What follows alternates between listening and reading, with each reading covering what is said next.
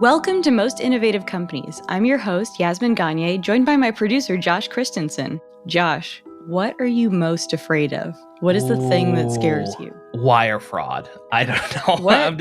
I would say, no, I would say the thing that most scares me, that I have like the most bad dreams about of like a real thing, is like the kind of like being underwater stuff, like the Really? ocean. Like, yeah. What is that called? There's like a certain name for that fear. Like the Perfect Storm movie. Have you ever seen that? Like, that's terrifying to me. Being like lost at sea in stormy weather with the potential of like drowning. Yeah. What are you afraid? What's your biggest fear? So I would categorize, there's like two different kinds of fear. There's fear that you actually might encounter, and then there's fear that's like likely not going to. That's true. I'm never going to put myself in a situation where I'm going to be deep out at sea. Royal Caribbean's never getting my money. So I would say, like, if I see a cockroach, the way that I can't move, like, I like freeze, I like lose the ability to speak kind of thing. Like, they just really get to me. And I've had a lot of encounters with them in New York. Yeah, this may not be the place for you to live. No, it's my everyday battle, my cross to bear, I guess. What's your irrational fear, the thing that you'll never encounter? My irrational fear is being buried alive. And I have literally said to people, so this is my husband, he was like, what are you talking about? I was like, literally, I could be so dead, like my brain could be spilling out, and you will put just a little alarm in my coffin. You know, just to make sure. A walkie-talkie, yeah. That's a terrifying thought. I think it's very... Are you claustrophobic or like in general? I'm a little claustrophobic. Yeah, I am too. Like that's just like that sort of confining thing. Yeah. Oh, thinking about it right now just gives me the heebie-jeebies. I know. And that's what fears are. And what we're going to be talking about today, but with more puppetry. Before we go on, are there any housekeeping updates? No big housekeeping updates. Just to remember to subscribe, rate, and review to this podcast if you haven't already. Follow us on Instagram. Our handles are in the show notes. Later on today's episode, I'll be talking with Roya Shariat about her new cookbook, Maman and Me, and how she balanced having a big full-time job with pursuing a big lifelong passion project. But first, it's Halloween season, and what better to celebrate than to chat with someone who's actually been steeped in this world. I'd like to welcome producer and director Emma Tammi to the show. Her latest movie, Five Nights at Freddy's, is coming out on Friday. Emma, thank you so much for coming on the show. Thanks for having me. And this is coming out on Halloween week. Your movie is out on Friday. So we're excited to have you on right when it's all happening. How are you feeling? I'm so excited. I love Halloween week, but also, yeah, as you mentioned, Five Nights at Freddy's is coming out on October 27th. So it's an extra exciting one this year for sure. But I'm nervous too. It's a big reveal for a story in a film that a large fan base has been waiting for quite some time. So I'm really, really hoping that they love it. How do you read your reviews, or do you even read them? You know, I do read reviews most of the time. I don't know, like hiding under a blanket, pretty much. Holed up, literally. And this is the scariest part of the movie process is the reviews. Exactly. A friend of mine who wrote a book that was actually well-reviewed has a trick where she was like, if I read a bad Amazon review of my book, I go and look at what else they've reviewed, and it'll be like a spoon. Yeah. You know what I mean? Oh my gosh, that's amazing. You know, here's the thing. I think that reviews are interesting. I read them for other films and plays and whatnot. But as a filmmaker, I don't think I'm alone here. You are often your own biggest critic. So the voice inside your head is even worse than what the critics are saying. But it's always nice when things land with them too, or they frame it in a certain way or glean an insight that you don't expect many people to pick up on or whatever it is. So it can be interesting, but you definitely got to like put on your thick skin for those moments as well, as much as possible. And it's hard with a creative work not to take something personally. You know what I mean? Like, it's hard to be like, they're criticizing my work, not me, if that makes sense. Well, it is so personal, right? Like it's true. You know, the thing that you've just like poured your life into and your heart, soul, blood, and tears for sometimes years, it becomes very personal. Yeah. We do get some reviews for this podcast sometimes. They're not nearly on the scale of a movie review or what you're doing, Emma, but we did have one. What did it say? Yaz, it called us self-assured cool people. Yeah, that was brutal. In the Apple Podcast review, that was mostly they've been positive on Apple Podcasts, but that was our negative review. Tell me about how you ended up directing Five Nights at Freddy's. Yeah, I am coming out of college. I was really interested in documentary films. That was my main focus. And even during college, I got involved with a project that was based in South Africa and ended up doing a lot of work internationally in the documentary space in my 20s, which was amazing because documentaries are often small crews, really, really lean budgets. You get to do a little bit of everything. In my case, I was like producing and editing, but then I'd like pick up a camera because we needed it was just, there was a little bit of an opportunity to put on all the hats. And also the biggest thing for me was like getting to see the world and interact with just a multitude of interesting people's stories. And I mean, from a journalist background, that's incredibly rich. So that was super exciting. And then my folks are actors and I grew up around the theater community and that was really a fabric of my being. And I think at the end of the day, even though it was the thing I was shying away from in my 20s, like, I don't want to work with actors. Like actors are like my family and it's, crazy family and da-da-da-da-da. And then went out and did documentary work only to come back and be like, I want to work with actors more than anything in the world. So full circle, I started doing some narrative projects. And my first feature was called The Wind. It was a supernatural horror thriller, psychological thriller, and kind of checked this horror box, unbeknownst to me, because I was really convinced we were making a Western, which we were. But the horror of it all was like this thing that unfolded. For me personally, just like being in the genre space as a filmmaker was really quite a cool discovery. And I fell in love with it. And here we are, Five Nights at Freddy's a million years later.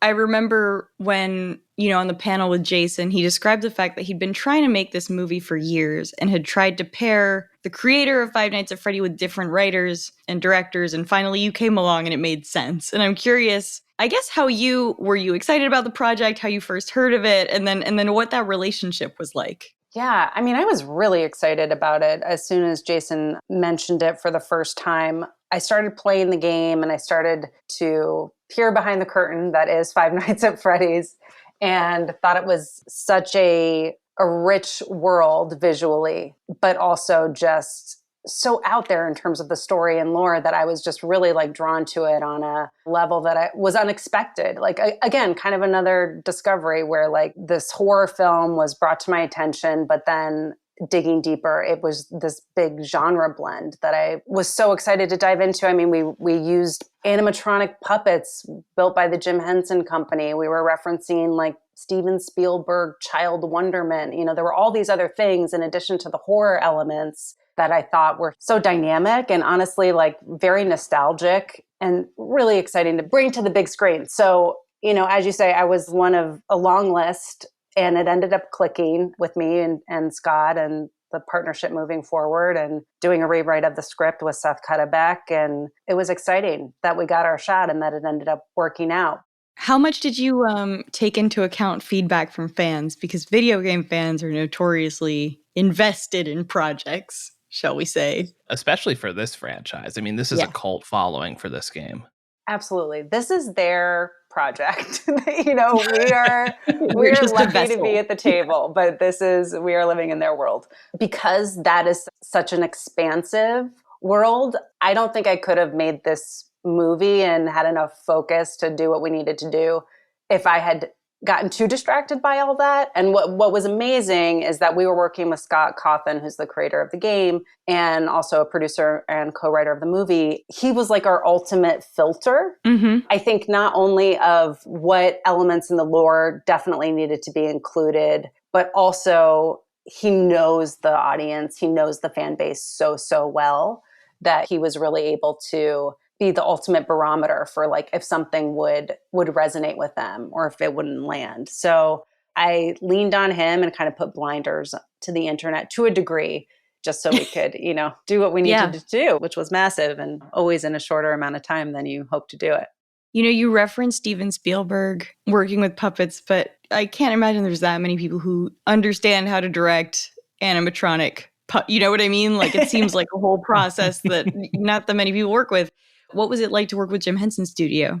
It was incredible. I mean, I did not know how to work with animatronic puppets before this project. And they look so cool. They look so cool. Thank you. And I creepy. agree. For what it's worth, very creepy. Yeah. Awesome. And not a lot of movies would and this is obviously like a distinctly Blumhouse thing of like not doing the CGI, being practical effects. It really feels like true to Blumhouse, true to the horror genre, and just kind of just really cool to have animatronic puppets. It's just really cool. It's incredible. I think when we partnered with Jim Henson's company, I was like, okay, Yeah. this is on a whole other level. You know what I mean? It Mhm. just felt Mhm. like Mm. we were bringing an element to the project that was gonna, I hate the word elevate, especially in the horror space because it's so overused, but I mean, really like just like bring it to a whole other signature level. And that's because everything that Jim Henson's Creature Shop makes is so signature and so unforgettable. But they were doing something new as well. Like we were working off of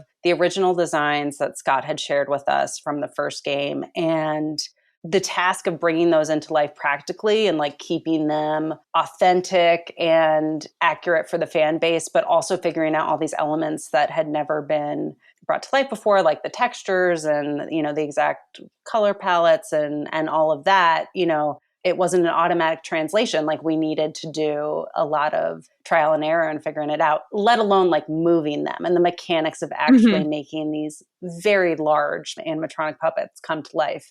And we had many different versions of them, like based on what puppeteering techniques we wanted to utilize and what kind of movement we wanted to achieve in, whatever scene we were doing. And it was like this massive big group effort to figure out how to not only construct them, and the design and build phase was a huge undertaking, but then all the rehearsal periods to actually get them up and running. That sounds like so much work. But so fun. It was so fun. What are you actually scared of? I'm curious what Halloween movies are actually terrifying to you. Oh, man. I scare pretty easily when watching other people's movies. So I would say like, God, there's so many. I mean, I even think about like the original, like back in the day Disney cartoon of Sleepy Hollow and like hearing those little yeah, clompity clonk of like the horse hooves over the bridge. And like that still gets to me just even thinking back to it. I mean, all of the Halloween movies, both the original and the remakes, and those are super fun to put on during Halloween. I know Jason mentioned that when we were all together on that panel. It's such a good time of year just to like be inspired to put on a scary movie every night, which I love. Yep. Like I was just popped on Netflix last night and saw that they've got like all of Jordan Peele's movies featured this month, and so I'm excited to start doing a rewatch. I've been rewatching all the Screams at Josh's suggestion. I do that every Great. single year. I They're rewatch. really Speaking of fun. which, one of your main characters, Yeah, Matthew I was just gonna Lillard, say. in this as Stu Macher in the original Scream. Honestly, one of the best horror villain performances that I've ever seen. He's such a good actor. Absolutely. He's kind of under. I love Matthew Lillard. I am the number one Matthew Lillard stan. Oh man, I wish he was here with us right now. I know he would love to be. The strikes are holding all our actors back Yeah, I right was now. gonna ask, But have you had to do I a know, ton I of these know. interviews because of the strikes? oh yeah, I mean I'm so sick of my own voice, and I'm sure everyone else is too. But yeah, I'm out here.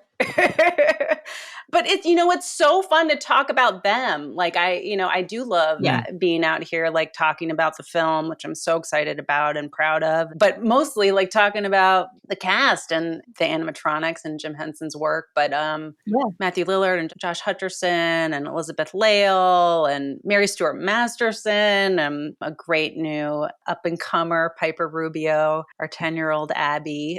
It's just a phenomenal cast, and they're all so passionate about this project. So I wish at some point they'll be able to get out there, but not quite yet. Your movie is rated PG-13, which is, I think plenty of scary movies can have lower ratings, but it feels like a challenge to me, right? How did you work to make it scary, but also kind of age appropriate? Yeah, I think, we were just trying to make sure that the gore was not tipping into a place that was going to hit an R rating. And we were just very specific in terms of like initial discussions with the MPA about what would trigger that rating. So I think the overall answer to your question though, Yaz, is like leaning into the creepy aspects that then lead to the jump scares or sometimes the more violent elements and not showing them graphically. But the challenge there is still making it feel very scary and still making it feel visceral so that you're satisfied and you don't feel like the camera is just like made a sharp left every time something happens. That feels always like a, not satisfying thing as an audience. So I think we really tried to find creative ways to show graphic elements, but, in a PG-13 friendly way. You were on the panel, which we featured on the podcast as well, with Jason Blum. And I'm curious, what's it like to work with Blumhouse? Do they give you full creative control? Like, what does the process look like? They really do. I mean, of course, they give incredible feedback as well. It's By incredible, do you mean a lot of feedback? That's how I would describe my editor. No, I mean good feedback. Like, and it's always with the caveat of like, if this lands with you as the filmmaker. And that's really so much freedom in the end. And certainly with this one, I think having the partnership of Blumhouse with FNAF is like a marriage made in heaven, if you will, like just the godfather of horror films right now, taking on this huge franchise is a real power combo. But I think Blumhouse really smartly also realized like, FNAF is not like anything we've ever done. Case in point, working with the animatronic puppets and Jim Henson. I mean, I shouldn't say that because Megan has an animatronic element as well, of course. But the whole Jim Henson thing was new to them completely, and I think they were like, we're going to let this be its unique thing. And again, really like looking to Scott and myself to help bring that to life, but knowing that it was a little out of the box for them too. It's its own brand, as well as, now being under the umbrella of the Blumhouse brand. How do you feel about FNAF being released on streaming platforms rather than having a theatrical release? Did that affect maybe the way you made the movie, or, just like, do you think people consume it differently? We made this movie for the big screen. So we really had the theatrical release in mind. And every visual choice I made was with that ultimate intention of how people would watch this. So I really hope as many people as possible get out to the theaters and watch it together, because it's like, I think, a very different experience. Yeah, watching this movie communally. And in addition to that always being such a strong thing for horror films, because of the fan base on this one, it's like a whole other component too of watching it communally, I think, because whether you know the game or not, there will be people in the audience who do, and there's just a different energy they're going to bring to the theater, and it is so special. I've only gotten like a glimpse of it, and I can't wait to just like sit in the back of a bunch of theaters this weekend and watch people watch the movie. But like, it's like nothing I've ever seen, and it's such an insanely positive energy and excitement that is really contagious. Like, I'm super excited for people to see it with the fans. As far as the streaming goes, like, we had this opportunity to come out Halloween weekend, which is like the best time for a horror movie to come out, if we did the streaming partnership. So that felt like a huge opportunity. And I'm so excited that we had that. I hope for the fans who might want to watch this multiple times that streaming platform will be a cool vehicle for them to do that. But I do hope that as many people as possible can get out to the theaters, because I think it's going to be a good time. There's nothing better than sitting in a theater when a really good jump scare lands and the whole audience jumps.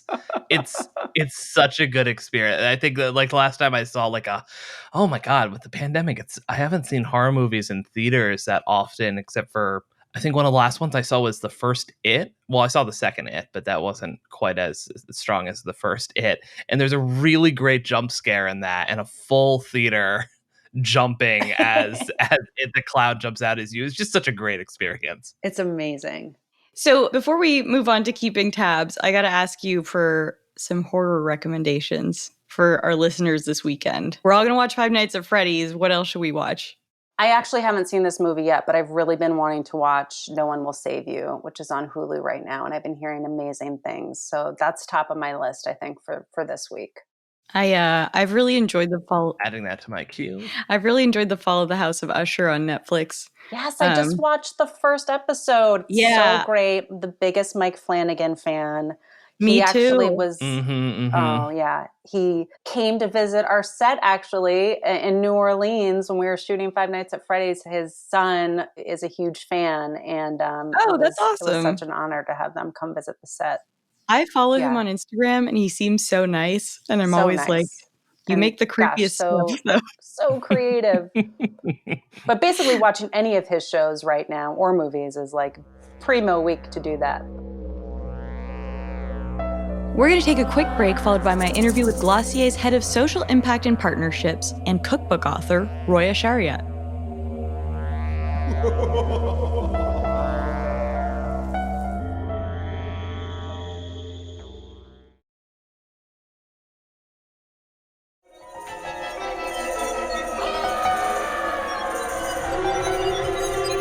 To start off, congratulations. I have your book with me.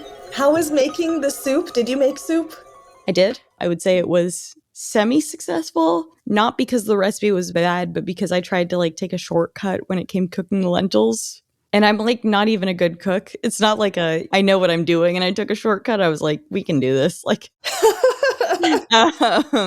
so that's definitely on me. It is not on your recipe. But the reason I wanted to talk to you, Roya, is A, I want to hear about the process of making the cookbook, but B, I want to hear about the process of making the cookbook while having a big job, like a day job. Probably a lot of our listeners, certainly, you know, everyone in journalism feels like they have a book in them, but you actually did it. I'd love to hear, well, actually, tell us what you do at Glossier. Thanks for having me on. I am the Director of Social Impact and Communications at Glossier, and I've been working there for about the past 5 years now.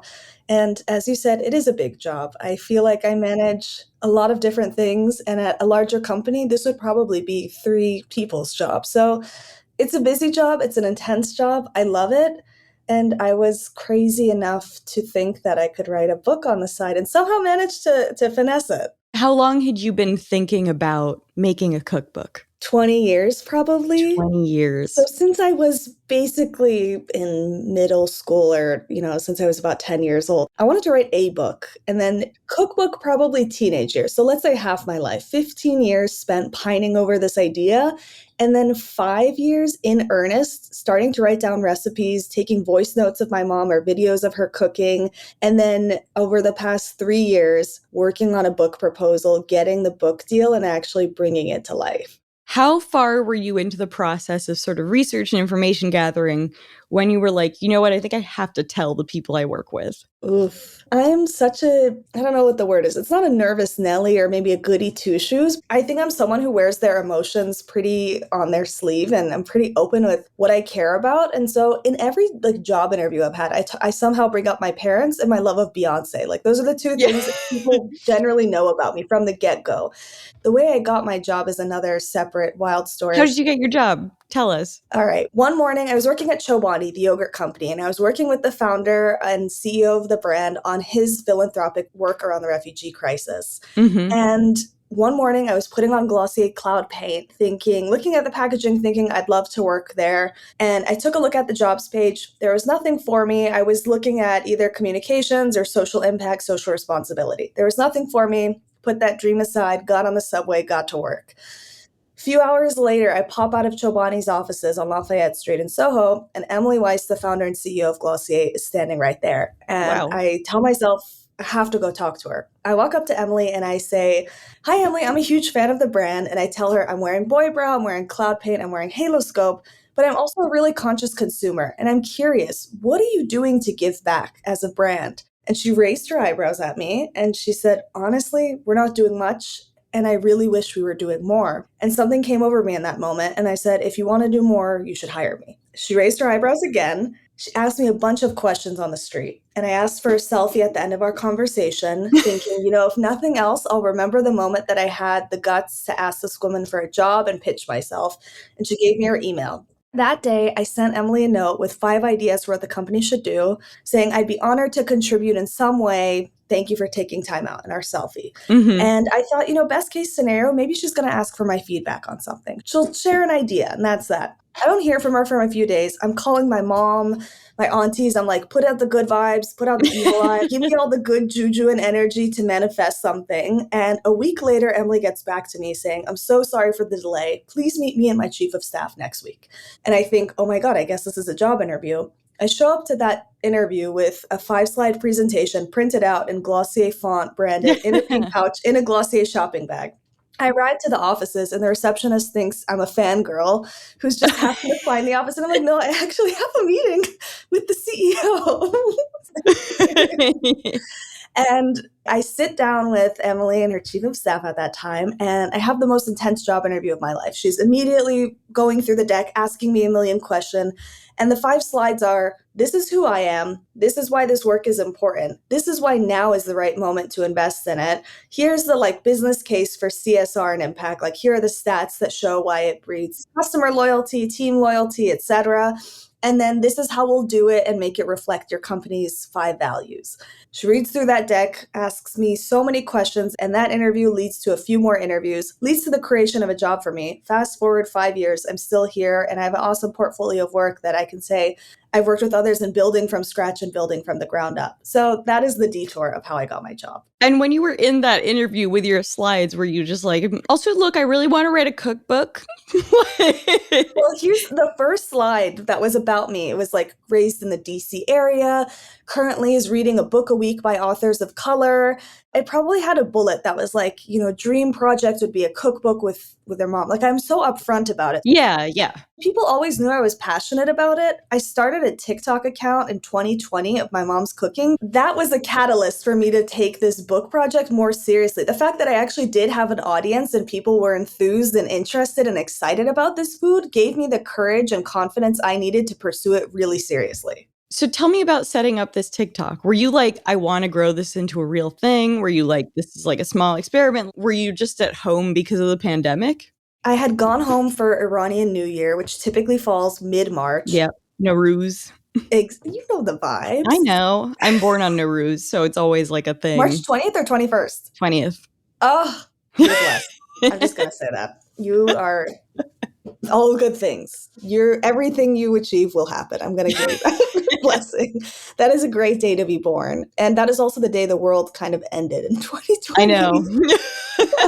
I know. I had COVID. What did you do for that birthday? I had lost my sense of taste and smell, so we just ate beans indoors. Honestly, absolutely terrible birthday. But you'd gone home for Nowruz, and then I guess you just stayed, right? Exactly. I had no idea that going home one weekend would turn into about 2 months there. And I started the TikTok because I was watching my mom cook dinner, and in the end of the evenings, she'd always fit our leftovers in the perfect size Tupperware container. Mhm. And it just... That's like a classic brown parent move. Exactly. And I was like, how does she do this mental calculus and how does she nail it every time? So I started taking videos and it was a joke. I had no followers. I didn't tell anybody I was doing this. I would sometimes upload a friends only video of me doing Doja Cat say something dance. I was just trying to find time to entertain myself and then also trying to preserve this special time with my parents that I knew I was never going to get back. And I wanted to remember it. Were you strategically using hashtags or glomming onto trends or not even? Nothing was strategic. And then by the 7th or 10th video, which was the videos were not great initially. They're still up. By one of those videos where she's putting chicken stew, a very basic chicken stew that I love and is in the cookbook, that one started growing and growing. And it was oh, wow, I have 10,000 views. Oh my gosh, I have 1 million views. And now I have hundreds of followers, hundreds jumps to thousands, jumps to 10,000. Mm-hmm. And within about a month's time, it became about 50,000. And now we're almost at 200,000. Were you sort of learning how to edit and make videos as your following grew? I'm still learning. I put up a video last week that was just photos that you swipe through and the font is in the wrong place on all of them. I'm still learning how to teach myself this. So you were saying during that time, the following that you gained on TikTok basically gave you the confidence to be I think this could be a real thing. What was your next step after that? The next step after that was, let me start an Instagram. And the name Maman and Me came to me in a dream probably 7 years ago. And I knew that was the name of the book. And so I got that handle on Instagram and started with mood boarding content. So things just inspirational images, curating the vibe. And then I started posting the food on there. Mm-hmm. And then slowly but surely that audience started growing. And we're now, I think, 123,000 strong. And that recent growth was all the past like several months. It really skyrocketed from about like 3 to 4,000 people to over 100K.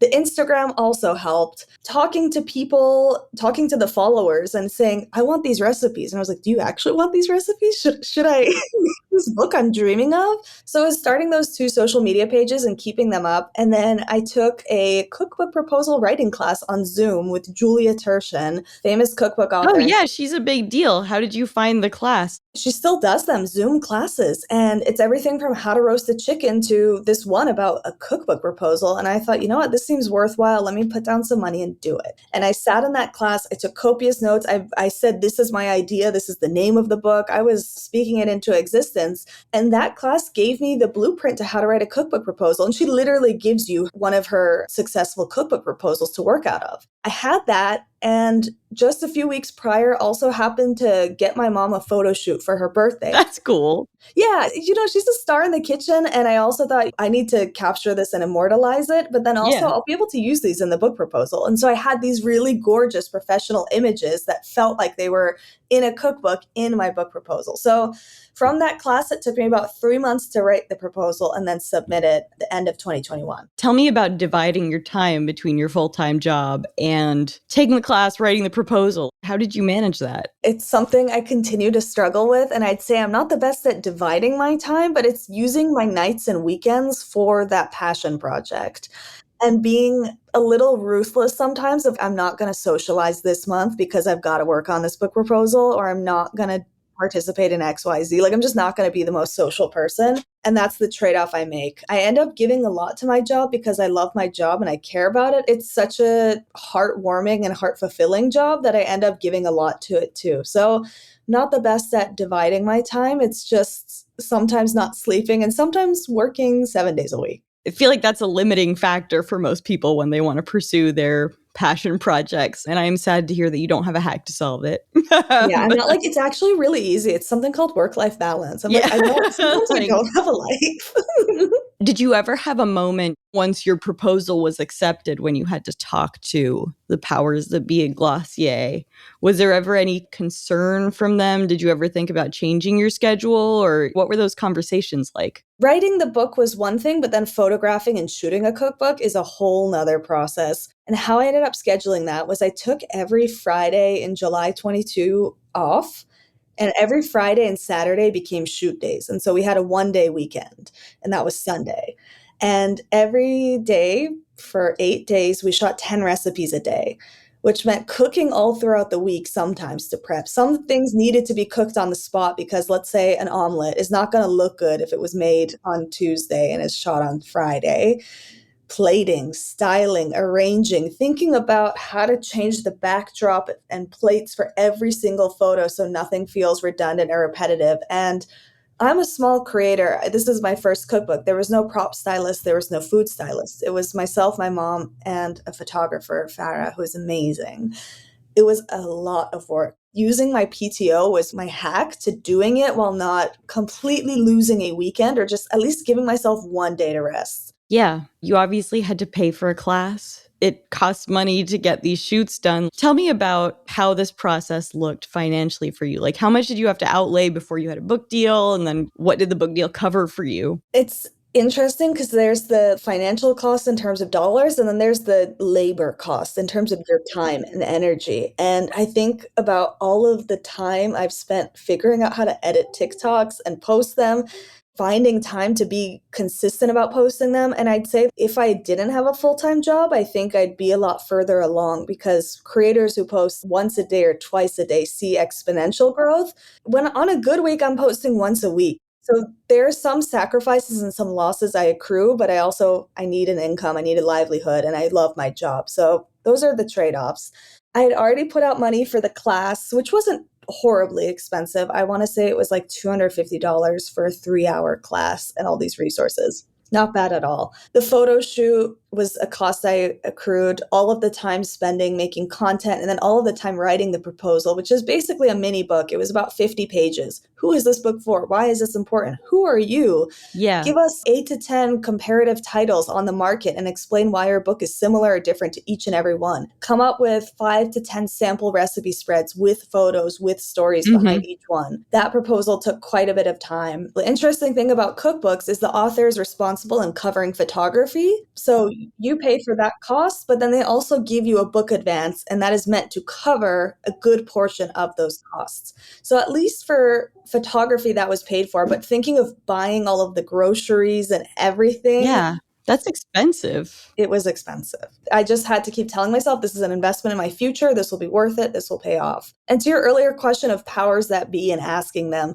they knew I was working on it. And I told them, look, I'm asking to take Fridays off to work on the cookbook. And everyone was incredibly supportive. And they were like, yeah, do it. This is your passion project. This is your life. I'm proud of you for doing it. So, and sometimes there's an element of asking for what you want rather than being weird and shady about something. I never wanted to be like, oh, like you see me working my job and then you see me posting a TikTok that has like 35 million views. You're like, is she doing this on work time? Like you should just know that this is my side project. I'm mostly spending my nights and weekends on it. And I'm just grateful for any and all the support you're giving me. And even now, my out of office this week, it's got like a book emoji. And I'm like, I'm launching my first book. And I link out to the book. And I say, I'm so grateful to Glossier for supporting me in this endeavor, which I know is not the case in every job, every industry. But I feel like being upfront about your passions from the get-go and not having that come as a surprise to your colleagues is also a way of building trust and credibility. And I think it's worked out for me. The other thing with having sort of a day job is you obviously have promotions or people giving you feedback or encouraging you. And it seems like with a side project, it's very solitary a lot of the time. Tell me about what it was like for you to sort of deal with all that mentally. It's definitely a challenge. I think that with a job, as you said, there are ways of getting rewarded all the time. You have a manager who's cheering you on and praising you. Ideally, you have a supportive boss, which I'm so grateful to have at Glossier,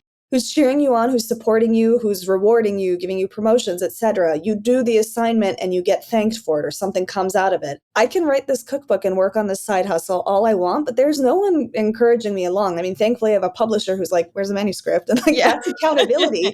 But even then it's like, it's a business transaction. I am giving you my IP to bound and sell in a book. How do you stay motivated when there's no carrot, or the carrot is so different than all of the carrots you've been used to in school and in university and in work and life? And I think that's sometimes the hard thing with finding that balance or being able to manage both, is not letting that really clear motivation you get from your job, not letting the lack of that not let you pursue that dream and that side hustle and that project, which has definitely got me down. No one's given me anything for writing this cookbook per se, but I know I need to do it because it is my passion project. And thankfully I have a publisher and a book deal. So I am getting a little something. I am getting something. It's out tomorrow. Like you will hopefully get rewarded in like, sales. And but it's like that reward is such a long game when you're spending about 2 years working on it, shooting it, writing it. And it's like, will this see the light of day, or when will this see the light of day? So that delayed gratification can get in the way and make it a little bit hard, but you can't let that knock your hustle from going on.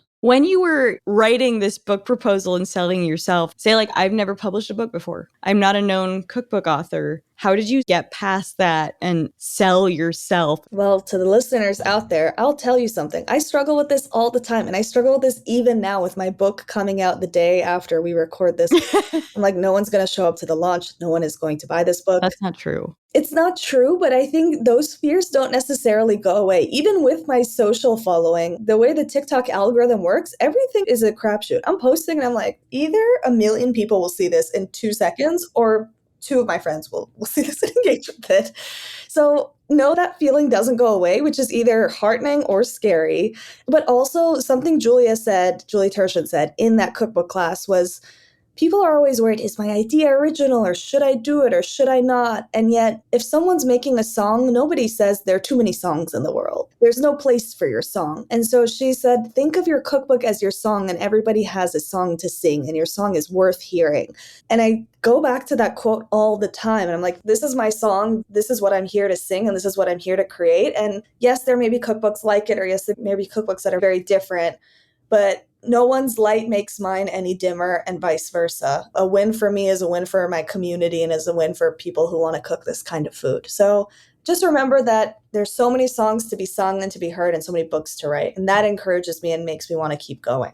Something that I think a lot of people who don't know writers or haven't written don't fully understand is like, there's an idea that once you publish a book, you can absolutely give up your day job. And I know from working at a magazine that is definitely not true. I have plenty of colleagues who publish books. Yeah. Tell me about that. Your book is coming out. Are you actually making significant money from this? What does that look like? I love this question because I think about a relative, which I think you'll understand, brown families, brown uncles, who's like, how much money do you think you're going to make off this? And I'm like, I'm not doing this for money. Like, yeah, 100%. I would be in investment banking if money was my primary objective in life. I would definitely not be a writer, which is an unfortunate state of affairs. And we should all be compensated more and should be able to pursue this as a livelihood and not just a side hustle. So right now, it is not like it's not a financial anything for me. My job is my means of income and my means of supporting my life. I think that may change at some point, but I don't think this book is going to change that. I also think with the nature of royalties, I get a tiny piece of the pie, and cookbooks are quite expensive to produce. My publisher is printing these massive glossy, you have the book in your hands. It's heavy. It's heavy. So for now, it's a side hustle. I would love and I want and I hope that writing eventually becomes a full-time thing for me, whether it is food writing, whether it is young adults, which is a genre I want to explore, like short stories and essays. I have so many more songs to sing and so many more books to write, but it is a little jarring and a fearful thing for me that I could want to do all of these things, but these things could maybe never be a source of a real livelihood for me. Well, I appreciate you keeping it real. Remind us again, title of your book, when it comes out, where we can buy it. Title of my book is Maman and Me, Recipes from Our Iranian-American Family. You can buy it where all major books are sold, and minor books too, I guess. Indie bookstores, big bookstores, you got it. It comes out in the US and Canada tomorrow, October 24th, and it comes out in the UK and Europe November 24th or 23rd. So it will be a global release. It's a global release. That's a big deal. It is a big deal, and I'm really excited. And I think that the Iranian community and the diaspora community more broadly has been really supportive of this work. So I'm just grateful that people everywhere get to read it and see it and cook from it. But yeah, that's my book and that's my side hustle. Well, thank you so much for taking the time out of your book tour schedule and out of your fake job and your real job. They're all legitimate jobs. I just happen to have too many of them. Yeah, but this was great. Thank you so much. Thank you, Yaz. I'm so grateful for you having me on.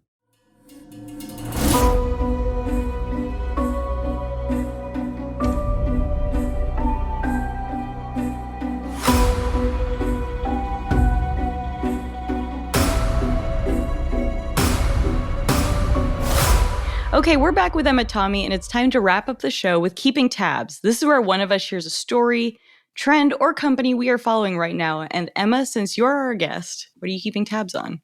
Well, I got to stay on brand for FNAF for a second. But one of our designers at the Jim Henson's Creature Shop, Robert Bennett, sent me a while ago a link to this guy on Instagram. His handle is Ender Trap Co.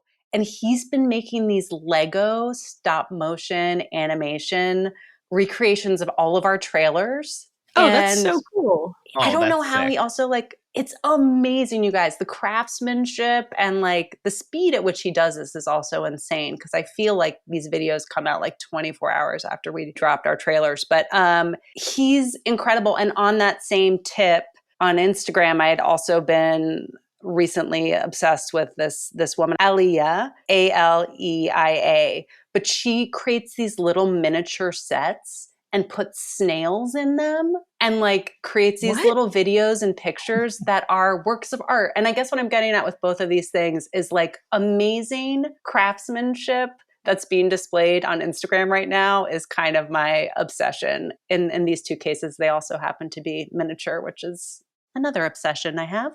Who doesn't love miniatures? This is so cool. This is the little, I'm watching. It's incredible. And they did this in a day after you released the It came out trailer? so quickly. Yeah. That's absurd. I mean this in the nicest possible way. So much respect. So cool. Who has that time? Like, can you imagine? Can you imagine dropping everything to make that thing? I know. The attention to detail is so incredible. Oh my God. Josh, what are you keeping tabs on? So switching gears away from horror to call back to, one of our favorite interviews from earlier in the series with Jens Greed. Skims officially launched their menswear line today with a really cool campaign with some like huge name professional athletes, like headlined by soccer international star Neymar. And then they have Nick Bosa from the NFL and Shea Gilgeous-Alexander from the NBA. Neymar was the only one I knew there, but they all look great in underwear. There you go. They all look great in underwear. That's very true. This company is just really killing it. Like we've talked about, Skims is becoming now synonymous with shapewear the way Spanx used to be. Yeah, it's like saying Kleenex for tissue. Yeah, it's incredible. And I'm probably going to buy some of their products. So I was just going to say, what's the first thing that's on your your cart? And we're going to have you model for our Fast Company Instagram we will not be doing that. I love a tank. Like the tanks look really comfortable. Who doesn't love a tank? Yaz, what's your keeping tabs? Oh my God, what am I keeping tabs on? I'm literally going through my tabs right now to try and figure this out. But I think I'll stick with this, which is New York Magazine's latest issue. And I say this not because I've written for New York before, but just because I love it. Outlines like a new list of under the radar most powerful New Yorkers. So it's the most powerful New Yorkers you've never heard of. Oh, I was skimming through this. They found like the guy who gives pickleball permissions in parks to like build new courts. You know, they found the person who actually does real work in the Eric Adams administration and makes decisions. You know, they found like the two people who go to every comedy show and figure out who gets comedy specials on different networks. So it's just like, it's such great reporting. I think something that we miss as our industry is contracting is a real shoe leather reporting, like calling up people and saying like, who's the person making these decisions? Who's the person behind this? And this is such a great example of what you can get when you put in the work. Check out the latest issue. That's awesome. Emma, thank you so much for coming on the show. And remind us, Five Nights at Freddy comes out when and where can we see it? Five Nights at Freddy's comes out this Friday, October 27th. And you can see it at theaters everywhere. Check out your local listings and we should be there. Do you have a favorite theater in Manhattan? I really like the theater in Brooklyn, Nighthawk Cinemas. That's one of my favorites in New York. I just bought tickets for my parents to go to the AMC at Lincoln Square because that's the closest to them. So that's a good one too. Shout out to the Upper West Side. Shout out Upper West. All right. Well, thank you so much. Thank you guys. This was awesome. Our show is produced by Avery Miles and Blake Odom, mixed and sound designed by Nicholas Torres, and our executive producer is Josh Christensen. Remember again to subscribe, rate, and review, and we'll see you next week.